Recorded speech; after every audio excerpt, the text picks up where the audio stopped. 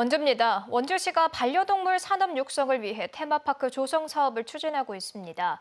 그런데 정작 반려동물 테마파크를 조성할 땅을 1년여 동안 찾지 못하면서 결국 사업 축소로 가닥을 잡았습니다. 이형기 기자의 보도입니다.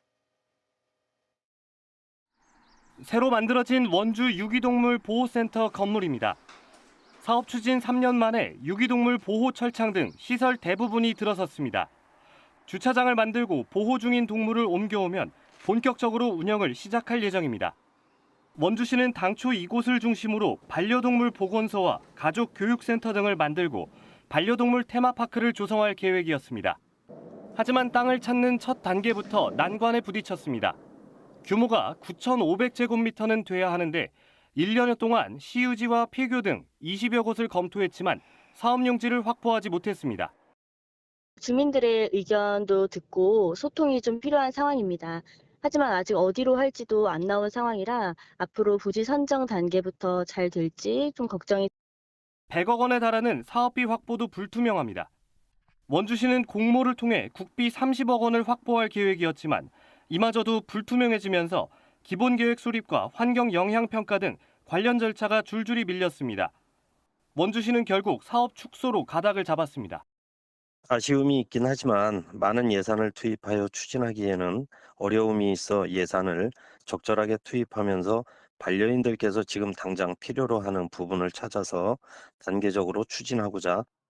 대신 원주시는 반려인구가 많은 거점을 선정해 이동식 반려동물 누리시설과 진료소 등을 꾸리는 계획을 검토하고 있습니다. KBS 뉴스 이현기입니다. 강원도교육청이 오늘 원주 호텔 인터불고에서 강원도 내 18개 시군과 의회 관계자 등 70여 명이 참여한 가운데 농어촌 유학 설명회를 개최했습니다. 이번 설명회에서는 강원도교육청과 시군이 역점을 두고 있는 농어촌 유학생 유치 확대와 농어촌 유학의 안정적인 운영을 위한 정주 여건 개선 지원 등 협력 방안이 논의됐습니다. 바르게 살기 운동 원주시협의회는 오늘 원주시청에서 기자회견을 열고 원주 지역의 강원 오페라 하우스 건립을 촉구했습니다. 협의회는 특히 원주 옛 중축장 땅이 1996년 이후 활용 방안을 찾지 못하고 있다며 이곳을 오페라 하우스로 활용해야 한다고 주장했습니다. 또 이를 통해 강원도민의 문화 소외 문제도 해결할 수 있다고 설명했습니다. 원주시가 이달 25일과 26일 법천사지 유적전시관 일원에서 112년 만에 본래 자리로 돌아온 법천사지 지광국사탑 환수 기념 행사를 엽니다. 기념 행사에서는 전시관 설명과 야외 트레킹, 마술 공연 등 참여형 행사와 국악 등 환수 축하 공연이 열립니다. 지광국사탑은 고려시대 승탑으로 일제강점기에 반출됐다가 복원을 거쳐 이달 1일 부재 33점 가운데 31점이 원주로 돌아왔습니다. 횡성군이 이달 안에 올해 신청된 군용기 소음 피해 보상금 45억여 원을 피해 주민에 지급합니다.